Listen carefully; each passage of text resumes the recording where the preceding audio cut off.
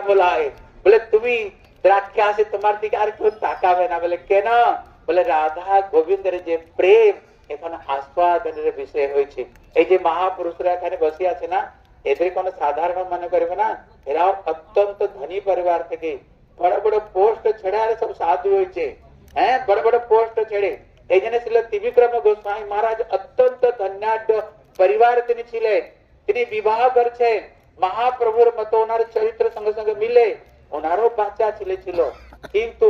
তিনি যখন ভগবানের ভজন করতে আসেন না একদম যুবক অবস্থাতে তিনি আসে ওনার পত্নী এসে বলছে তুমি যদি বাড়িতে না ফিরো না তোমার সামনে কিরোসিনি ঢেলে আমি আগুন লাগিয়ে দেবো তিনি কি বলছেন জানো তো বলে আগুন তুমি কি লাগাবে তুমি কিরোসিনটা ঢেলে আমি নিজের আগুন লাগিয়ে দেবো নিতাই গৌর প্রেমানন্দে হরি হরি বল এই জন্য আমাদের গৌড়ীয় বেদান্ত সমিতিতে 3 জনকে পিলার বলা হয়েছে হ্যাঁ আর 3 জনকে কি উদাহরণ দিয়েছে জানছো ব্রহ্মা বিষ্ণু মহেশ ব্রহ্মার স্বরূপ কাকে দিয়া হয়েছে ভক্তি বেদান্ত শ্রীল বামন গোস্বামী মহারাজ তিনি শিষ্য করতে আর বিষ্ণুর মহিমা কাকে বলা হয়েছে আমাদের শ্রীল ভক্তি বেদান্ত শ্রীল নারায়ণ গোস্বামী মহারাজ কেন তিনি সবাইকে পালন করতেন আর ত্রিবিক্রম গোস্বামী কি বলা হয়েছে জানো তো মহেশ যেরকম শিব ঠাকুর ধ্বংস করেন সেই রকম ভাবে যারা এনার হরি কথা শুনেছে আপনারা শুনে থাকবেন সন্ত এবাস চিন্তন্তি মন ব্যাস সঙ্গ টিভি এনার যে বাণী না এত কঠোর ছিল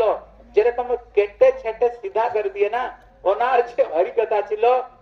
4-5টা শ্লোক তো ওনার বিশেষ শ্লোক ছিল তিনি বলতেন যত মৈথুনাদি গৃহ মেদি সুখম হি তুচ্ছ কন্ডেরব কররিব দিখানে না বিশেষ প্রিয় শ্লোক ছিল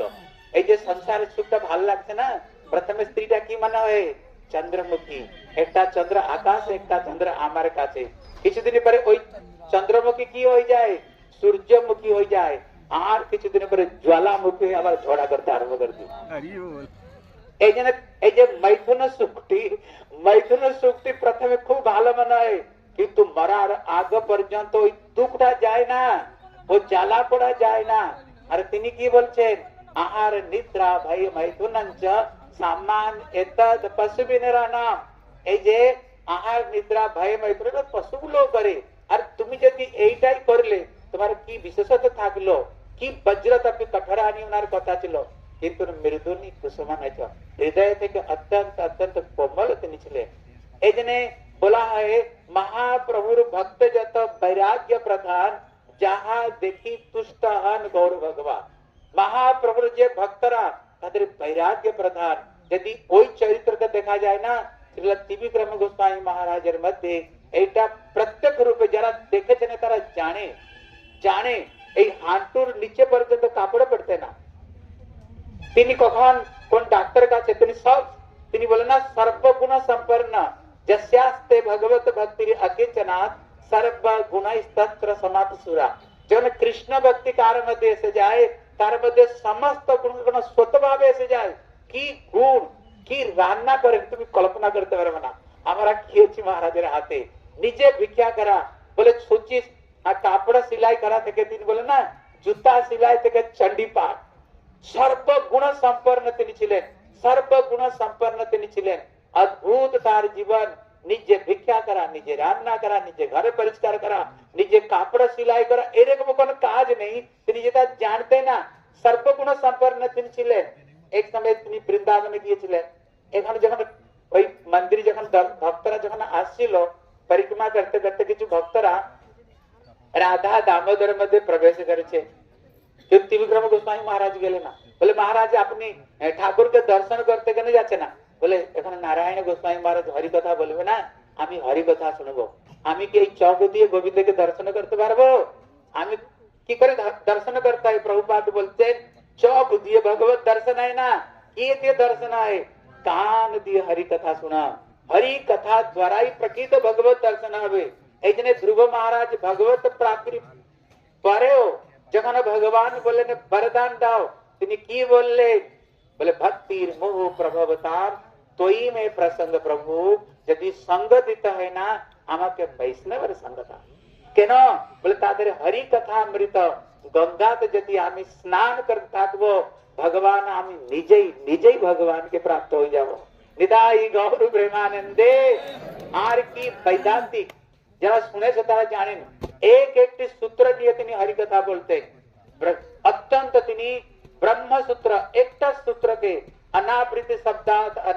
शब्दात अर्थात ब्रह्म जिज्ञासा जन्मा दस्य जत एक তিনি সূত্র নিতেন। পুরা 1 ঘন্টা পর্যন্ত তিনি হরিকথা বলতেন। কি বিদ্বাতা! যখন এই ব্রজমণ্ডল নবদ্বীপ পরিক্রমা হতো, সমুদ্র গড়ে একদিকে নারায়ণ গোস্বামী মহারাজ, একদিকে ত্রিবিক্রম গোস্বামী মহারাজ, একজন তিনি ভীমসেনের পক্ষে নিতেন আর একজন তিনি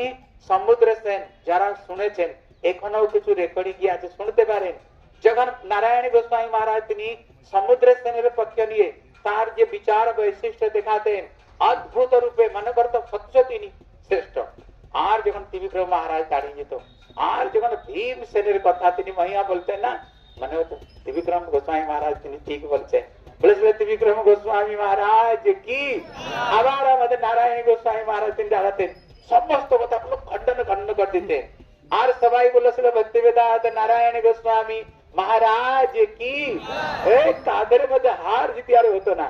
হার জিতি হতো না, এইরকম তারা বিদ্বান ছিল। আর লাস্ট কি করতে জানো তো, নিতাই গৌর প্রেমানন্দে হরি হরি বল হয়ে চলে যেত। এখনো যেরকম হয়। এই জন্য ওনার যে অদ্ভুত যে বিদ্বান, হ্যাঁ ওনার যে অদ্ভুত ওনার যে জীবন চরিত্র হলো একটি সাধকের জন্য আদর্শ চরিত্র, একদম আদর্শ চরিত্র। এই জন্য আজকে আমরা ওনারা সমাধি খাতে এসেছি। তিনি এখনো তিনি বসে গোবিন্দের ভজন করছেন। তিনি আমাদের উপরে কৃপা করুন, তিনি আমাদের উপর আশীর্বাদ করুন, যাতে আমরা সুষ্ঠুভাবে ওনার আদর্শ, ওনার বৈষ্ণবতা, ওনার ভক্তি আর ওনার কৃপায় যাতে এই নবদ্বীপ পরিক্রমা আমরা সুষ্ঠুভাবে করতে পারি। নিতাই গৌর প্রেমানন্দে হরে হরে।